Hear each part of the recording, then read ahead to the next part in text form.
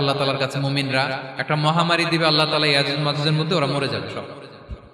এরপর বিশাল এক পাখি এসে তাদেরকে আল্লাহর মর্জি মাফিক এমন এক জায়গায় ফেলে আসবে, কেউ জানবে না। তো তারা যে পচে গলে মাটির সাথে মিশেছিল, এই গলিত লাশ থেকে মাটি খুব উর্বর হয়ে যাবে। এরপর আল্লাহ তাআলা পৃথিবীর মধ্যে বারাকা দিবেন, কিছু রোপণ করলে তাড়াতাড়ি ফুলে ফেপে বড় বড় ফলমূল হচ্ছে। তো এটা কিয়ামতের আলামতের অন্য কোনো আলোচনায় হয়তো আমরা বলবো।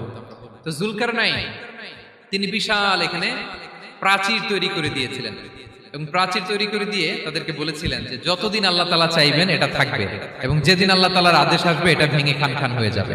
তার মানে দেখেন, এত পাওয়ারফুল, এত শক্তিশালী, এত ক্ষমতাধর হওয়ার পরেও তিনি তার ক্ষমতাকে কার দিকে ফিরিয়ে দিয়েছেন?